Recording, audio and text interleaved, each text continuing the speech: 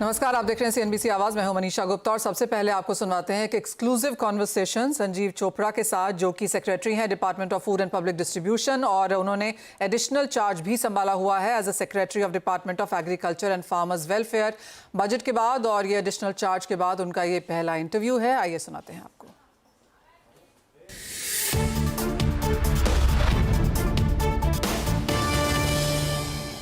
संजीव जी, बहुत शुक्रिया हमारे लिए आज समय निकालने के लिए यहाँ पर। एंड क्लियरली काफ़ी सारी चीज़ें हो रही हैं एग्रीकल्चर में, कमोडिटीज़ में, प्राइस इन्फ्लेशन से लेकर काइंड ऑफ ट्रीटीज़ जो हमारे साथ हैं दूसरे देशों की तरफ से। सबसे पहले दालों से शुरुआत यहाँ पर कर लेते हैं, क्योंकि जैसे आपने कहा कि वो अभी भी रेड जोन में यहाँ पर हैं। किस तरह की नीतियाँ यहाँ पर हम बनती हुई देख रहे हैं?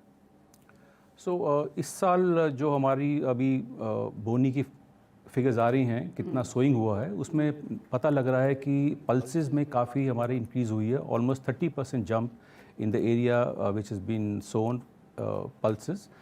एंड एज अ रिज़ल्ट हमें उम्मीद है कि जो तूर का हमारी जो काफ़ी दिक्कतें रही पिछले कुछ महीनों में तूर के कारण, तो अगर जो प्रोजेक्टेड हमारी फिगर्स हैं तूर की 45 लाख टन हम एक्सपेक्ट कर रहे हैं तूर की प्रोडक्शन, और उसके चलते जो दिक्कतें हुई थी पिछले कुछ महीनों में हमको, पिछले एक साल में, वो कुछ काफ़ी हद तक कम हो जाएगी। लेकिन ये भी कहना सही है कि जो पल्सेस की बास्केट है हमारी, उसमें तूर, उड़द और मसूर, ये 3 हमारी दालें हैं जो कि हम बाहर के देशों से मंगाते हैं।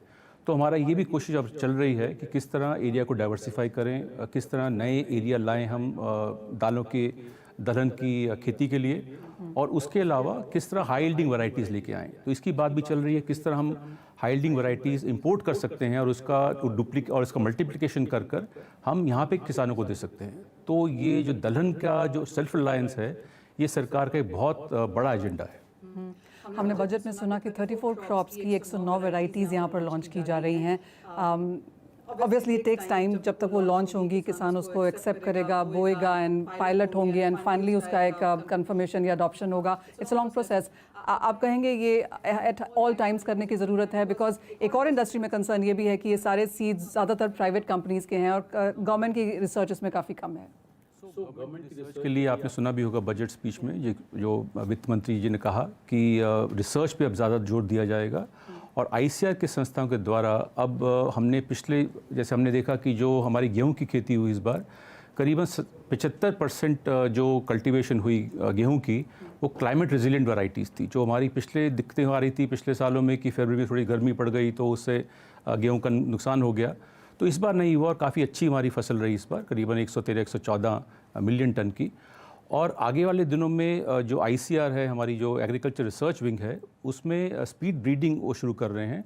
और स्पीड ब्रीडिंग से क्या होता है कि इंस्टेड ऑफ नेचुरल इन्वायरमेंट, एक कंट्रोल्ड इन्वायरमेंट में ब्रीडिंग की जाती है सीड्स की। तो उसके चलते जो सीड को मार्केट में लाने में 9 साल लगते थे, 8 साल लगते थे, वो अब 3 या 4 साल के अंदर वो हो जाएगा। तो इससे हमें उम्मीद है कि काफ़ी हमारे देश में जो हाई यील्डिंग वैरायटीज़ हैं, उसका चलन आने वाले दिनों में काफ़ी बढ़ने वाला है। और क्योंकि माफ़ कीजिए, क्योंकि आप आइस्टा के यहाँ पर इवेंट में हैं और शुगर एथनॉल के लोग हमें घेरे हुए हैं, यहाँ पर काफ़ी सारी डिमांड्स रही हैं। जब आप बोल भी रहे थे तो 1, 2, 3 करके यहाँ पर काफ़ी सारी चीज़ें थी। तो वेदर इट्स अबाउट MSP या फिर of course long term policy या प्राइसिंग फार्मूला, जहाँ पर एथनॉल की बात है, कितना स्पीड से एज ऑफ नाम काम हो रहा है? और आई एम अज्यूमिंग काफ़ी सारे रिप्रेजेंटेशंस आपके पास हैं। इंडस्ट्री की काफ़ी डिमांड्स हैं और जेन्युइन भी हैं कई, तो उसमें सरकार विचार कर रही है। उनका एक मिनिमम हमारा सेल प्राइस था, उस पर उनका डिमांड है कि उसको बढ़ाया जाए। जो 31 रुपये है, करीबन 3-4 साल हो गए, 5 साल हो गए, तो उसमें भी बढ़ोतरी करने की उनकी डिमांड है। उस पर सरकार विचार कर रही है। फिर जो हमने थोड़ा रिस्ट्रिक्शन लगाई थी पिछले साल एथनॉल डाइवर्जन के लिए शुगर पे, तो वो भी उनका डिमांड है कि अगर एटलीस्ट क्लैरिटी हमको दी जाए कि जो रिस्ट्रिक्शन लगाई गई थी पिछले साल वो इस साल लगेगी कि नहीं। तो उस पर भी उनका वो जेन्युइन डिमांड है। तो उस पर भी सरकार बहुत शीघ्र उनको क्लैरिटी देगी कि आने वाले साल में 2024-25 जो शुगर ईयर है, उसमें क्या पॉलिसी रहेगी शुगर डाइवर्जन की, वो भी हम कोशिश करेंगे उनको बताने की। Monsoon has been quite a good season for the government and the farmers, of course. So अच्छी खासी bumper crop की expectations भी यहाँ पर है। तो with this one thing sorted, लेकिन जहाँ तक fruits and vegetables की inflation है, वो quite on the higher side है। आप इसे कैसे देख रहे हैं? सो हमारी जो हम कहते हैं top crops tomato, onion and potato, so उसमें हम देख रहे हैं कि काफ़ी वॉलेटिलिटी रहती है बिकॉज दे आर एक्चुअली, अब जैसे पोटैटो आप देखें तो 98% potato cultivation happens in the rabi. तो उसके चलते दो 3-4 महीने में आपकी प्रोडक्शन जो आ गई, उसके बाद आपको अगले 7-8 महीने उससे अब चलाना है। उसी तरह अनियंस में 3/4 of the production happens in rabi, और ख़रीफ में जो अनियन आता है उसको आप स्टोर नहीं कर सकते क्योंकि मॉइस्चर कंटेंट ज़्यादा होता है।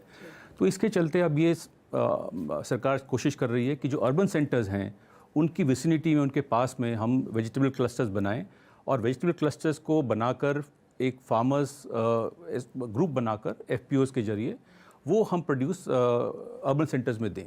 तो ये अभी हमने प्रस्ताव शुरू किया है विचार करना, और मुझे आशा है कि अगले 1-2 महीने में इस पर क्लैरिटी आएगी, और जो टॉप क्रॉप्स पर्टिकुलरली जो हैं उसकी इन्फ्लेशन में हमें काफ़ी कंट्रोल करने में सहायता मिलेगी। एक फाइनल सवाल डिजिटाइजेशन पे है, और काफ़ी स्ट्रॉन्ग पुश यहाँ पर भी बनता हुआ हमने देखा। ओवरऑल सरकार की किस तरह की नीतियाँ हैं? Agri stack of course is something which is the talk of the town. Agri Stack, actually, the little that I've seen in the past few months of Agri Stack, it is going to be a revolution. So in terms of the farmers registry, कि हर farmer को हर किसान को एक पहचान मिलेगी, उसका कहाँ उसकी ज़मीन है उससे उसे लिंक होगा, उसने क्या फसल उगाई है उसका डिजिटल सर्वे होगा, और उसके बाद जो बाकी भी कई संस्थाएं हैं उनका भी रजिस्ट्री उसके अंदर रहेगा। फर्टिलाइज़र कंपनीज़ हों या उसमें पेस्टिसाइड हों या सीड्स हों, बैंक्स हों। तो उसके चलते क्या होगा कि जो हमने UPI हमने किया, जो पेमेंट सिस्टम में जो रेवोल्यूशन आई UPI के ज़रिए, वैसे यूनाइटेड फार्मर्स सिस्टम इंटरफेस, उसके चलते हम जो ये प्लेटफॉर्म बनाएंगे, the private companies will be able to link on and develop apps. अब एक एग्जांपल दे रहा हूँ मैं आपको कि अगर बाकी तो इसके बहुत फ़ायदे हैं, बट एक फ़ायदा जस्ट फॉर योर रेफरेंस की है कि अगर कोई कंपनी है जो कॉटन के फार्मर्स को टारगेट करना चाहती है for some new variety of seeds और फॉर सम न्यू पेस्टिसाइड और something that they come up with, so through this payment, through this interface that we'll have of UFSI, the company can target only the cotton farmers. For a banker, if he is to give a loan to a particular farmer, that will be a job that can be done in minutes, because सारी information उसके पास है, उसने क्या फसल उगाई है, उसका कितनी ज़मीन है, स्केल ऑफ फाइनेंस क्या है, तो मिनटों में वो जो लोन अभी दिनों लगते हैं, हफ्ते लगते हैं, वो मिनटों में सॉल्व हो जाएगा। तो इसके चलते मेरा तो बहुत विश्वास है कि ये एग्री स्टैक किसानों के लिए और मेरी इकोनॉमी के लिए एक रेवोल्यूशनरी स्टेप है। संजीव जी, बहुत शुक्रिया हमारे साथ जुड़ने के लिए और ये पूरी आराम से हमारे से बात भी करने के लिए। Thank you very much. Thank you. Alright, वो एक काउंटडाउन है जो निफ्टी के वॉचर्स यहाँ पर कर रहे हैं। आप देख सकते हैं 24,998 तक के हमने ऑल टाइम हाईज यहाँ पर बनते हुए देखे हैं। तो वो नया शिखर है जो निफ्टी 50 ने यहाँ पर छुआ है। सिर्फ निफ्टी नहीं, अगर आप मिड कैप्स देखें, सेंसेक्स देखें, अक्रॉस इक्विटी मार्केट्स में आज यहाँ पर अच्छी खासी तेजी है। क्लियरली बाजार दोनों एट ऑल लेवल्स यहाँ पर जोरदार खरीदारी करते हुए, तो उसके ऊपर ऑफकोर्स हमारी यहाँ पर नजर बरकरार बनती रहेगी। लेकिन बात अब यहाँ पर सोने चांदी की कर लेते हैं और हमारे साथ India Boolean and jewellers association के सेक्रेटरी सुरेंद्र मेहता हैं। सुरेंद्र जी नमस्कार। और काफी इंपॉर्टेंट चीजें यहां पर भी हैं, और सबसे पहले आपसे सॉवरेन गोल्ड बॉन्ड पे ही बात करना चाहेंगे, जहां पर बहुत सारे लोग बहुत सारी बातें कर रहे हैं कि किस तरह का नुकसान यहां पर हुआ है। लेकिन अगर हम अगस्त 2016 की बात करें, जिसका रिडेम्पशन अब यहां पर अगले हफ्ते देखने को मिलेगा, तो उस टाइम पे लोगों ने सोना उस ट्रांच में 3100 रुपए में लिया था। भाव अभी यहां पर 68-69 के आसपास चल रहे हैं, प्लस 2.5% हर साल उन्होंने उस पर भी कमाया है। तो आप कहेंगे जो ये बहुत बड़ा एक नॉइस या केओस क्रिएट किया जा रहा है, वो एक नोशनल लॉस है एक नोशनल गेन्स में? मनीषा जी, मेरे ख्याल से ये बिल्कुल मन गढ़ंत और कहानी ही गढ़ी जा रही है। ये जरूर है कि ड्यूटी घटने से सरकार को फायदा होता है, लेकिन वो 140 टन जो रिडम्पशन में जैसे जैसे रिडीम होगा उसको फायदा होगा। लेकिन लोग ये बात भूल जाते हैं कि 1 जुलाई 2022 को सरकार ने 5% ड्यूटी बढ़ाई भी तो थी। तब तो किसी ने आके ये नहीं कहा कि हमें फायदा हो गया। आज सबको ऐसा लग रहा है कि हमें नुकसान हो गया। साथ ही साथ आज आप इक्विटी मार्केट या कैपिटल मार्केट में देखिए, ये इकलौता इंस्ट्रूमेंट है जिसपे कैपिटल गेन टैक्स रिडम्पशन पे नहीं लगता है। साथ ही साथ आपको 2.5% इंटरेस्ट मिल रहा है। आपको इस इंस्ट्रूमेंट में जीएसटी देने की जरूरत नहीं है। तो मेरे ख्याल से ये, मैं नहीं मानता कि ये इसमें किसी भी प्रकार का नुकसान है। इनफैक्ट मुझे लगता है कि जब नया ट्रांच आएगा सोवरेन गोल्ड बॉन्ड का, तो लोग और बढ़ चढ़कर इसमें हिस्सा लेंगे, क्योंकि अब आपके लिए ड्यूटी रिस्क भी सिर्फ 6% ही रहेगा। एब्सोल्युटली। और अगर आपने एज लेट एज फरवरी 2024 की ट्रांच मिली होती, आई मीन ऑफ कोर्स उसको तो आने में अभी 8 साल हैं, तो भी आपने वो 6,200 पे ली थी, जिसमें भी आपको अभी भी मुनाफा देखने को मिल रहा है। वो ऑफ कोर्स एक बात है, लेकिन दूसरी एक और चीज़ है सुरेंद्र जी, और वो है जिस तरह का प्रीमियम यहाँ पर इंडियन मार्केट्स में है, जो 9% का हमने ड्यूटी कट आता हुआ देखा है। एक तो वो पूरा ट्रांसफर नहीं हो पाया, हम समझते हैं कि वो बहुत बड़ा कट है, अभी भी इंडस्ट्री उसको अलाइन इन करने की कोशिश कर रही है, लेकिन आप कैसे देखते हैं ये प्रीमियम? और दूसरा, जिस तरह की खबरें हैं कि सीपा इंपोर्टेड माल यहाँ पर क्लियर नहीं हुआ। देखिए, ये बिल्कुल कोई तकनीकी कारण की वजह से सैटरडे और संडे को वो माल गिफ्ट सिटी से क्लियर नहीं हुआ था। वो माल आज क्लियर हो जाएगा। पोर्ट पर बहुत सारा माल है, और आपको बता दूं कि आज ऑलमोस्ट एमसीएक्स पे जो प्राइस है और जो गोल्ड के स्पॉट प्राइस हैं वो लगभग लगभग मैच हो चुके हैं। उसमें शायद पर ग्राम मेरे ख्याल से 10 या 15 रुपए का सिर्फ फर्क है। और कुछ लोग जो हैं इस चीज का फायदा उठाना चाहते हैं, वो अनवांटेड प्रीमियम कमांड कर रहे हैं। तो मुझे लगता है कि ऐसी अफवाहों से बचना चाहिए। ऐसी कोई भी चीज नहीं है कि मार्केट में ये जो प्रीमियम होगा। देखिए, ये किसी ने एक्सपेक्ट भी नहीं किया था कि 9% ड्यूटी कट हो जाएगी, इतनी डिमांड बढ़ जाएगी। और डिमांड बढ़ने की मुख्य वजह क्या? प्राइस ड्रॉप होना, अंतरराष्ट्रीय मार्केट में प्राइस ड्रॉप होना, इलेक्शन के बाद पहली बार इतना मार्केट में एक पॉजिटिव रिएक्शन आना। तो ये जो सारी चीजें हैं, तो कस्टमर डेफिनेटली बाहर निकला है। तो थोड़ा सा उसकी वजह से प्रीमियम आया था मार्केट में, और बुलियन डीलर्स तैयार नहीं थे, इसकी वजह से उन्होंने अपना स्टॉक नहीं किया था, इन्वेंट्री क्रिएट नहीं की थी। मुझे लगता है बाय ट्यूसडे और मैक्सिमम बाय वेडनेसडे पूरा मार्केट में एक पैरिटी आ जाएगी, और किसी भी अफवाहों पे विश्वास नहीं करना चाहिए। थोड़ा पेशेंस से काम ले, आपको सही प्राइस में गोल्ड मिलेगी। ऑलराइट सुरेंद्र जी, एक और सवाल, और ये जीएसटी पर है, क्योंकि अब मार्केट को लगने लगा है कि 9% की ड्यूटी कट तो हुई है, और अगर ये जीएसटी यहाँ पर बढ़ने की एक चीज है, बड़े नहीं बड़े, कितने से बड़े, आपकी क्या सेंस है? देखिए, सरकार ने एक रेट रैशनलाइजेशन की बात की, और सरकार ने बहुत क्लियरली कहा है कि हम ये 4-5 अलग अलग रेट नहीं रखना चाहते। हम एक लोअर रेट, एक स्टैंडर्ड रेट, एक हायर रेट रखना चाहते हैं। तो डेफिनेटली हम लोग एक सिन प्रोडक्ट बेचते हैं, ये इंडस्ट्री अच्छे से जानती है, और सिन प्रोडक्ट में हमें स्पेशल रेट दिया गया था।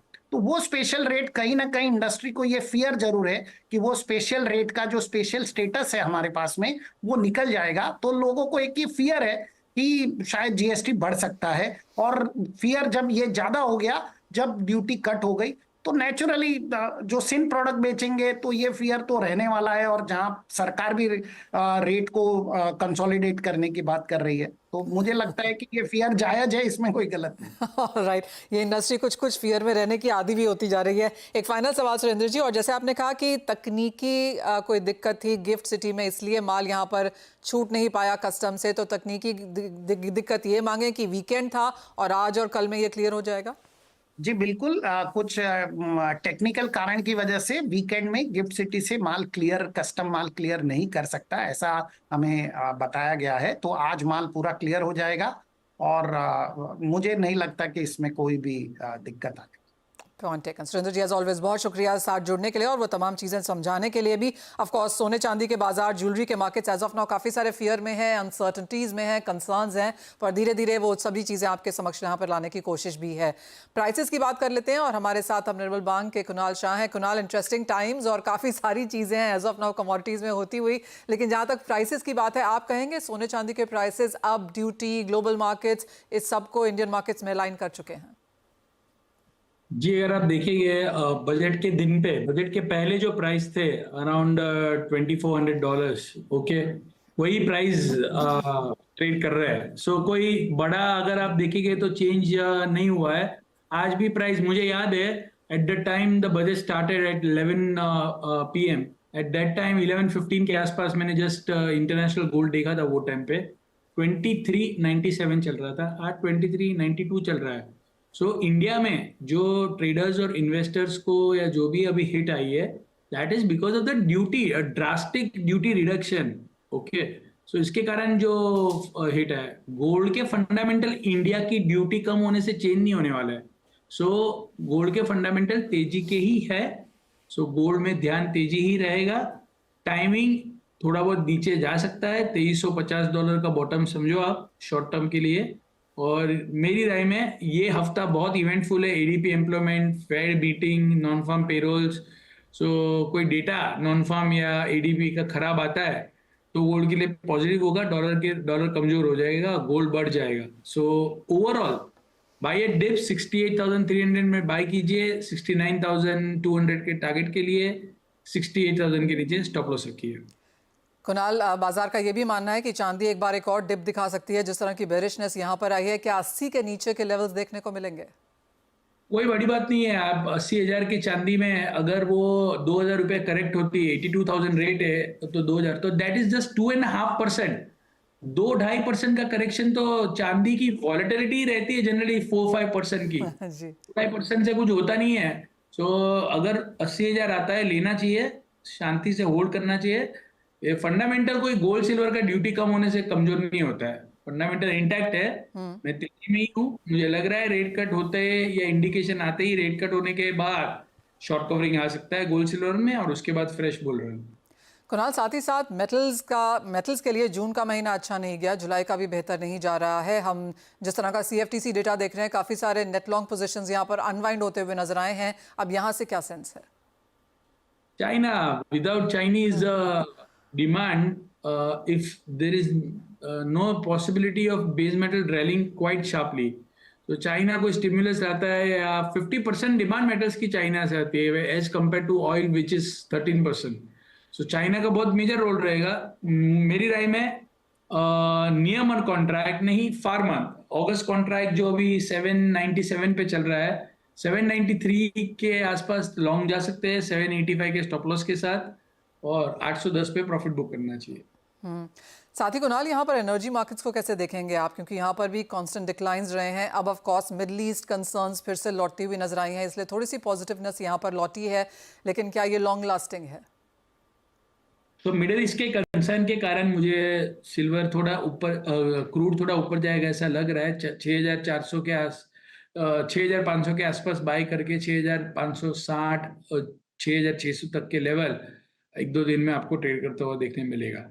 ऑलराइट, तो खरीदारी यहाँ पर की जा सकती है। कच्चे तेल में स्पेशली यहाँ पर आज सपोर्ट बनी है और ये भी बाइंग लेवल्स के तौर पर अच्छे हैं। कुणाल, बहुत शुक्रिया साथ जुड़ने के लिए और उन तमाम कमोडिटीज़ पर अपनी राय देने के लिए, स्ट्रैटेजीज भी शेयर करने के लिए। लेकिन इसी के साथ एक ब्रेक का समय है। हम जब लौटेंगे तो पूरा फोकस होगा इक्विटी मार्केट्स पे। सुमृत मेहरोत्रा हमारे साथ जुड़ेंगे।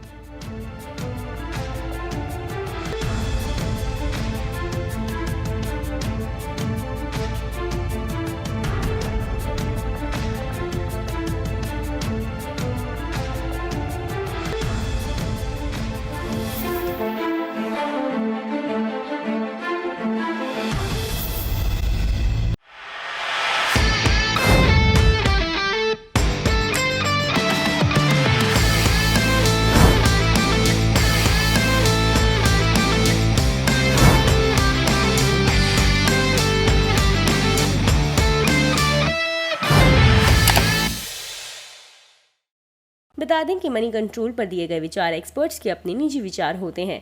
वेबसाइट या मैनेजमेंट इसके लिए उत्तरदायी नहीं है। यूजर्स को मनी कंट्रोल की सलाह है कि कोई भी निवेश निर्णय लेने से पहले सर्टिफाइड एक्सपर्ट की सलाह लें।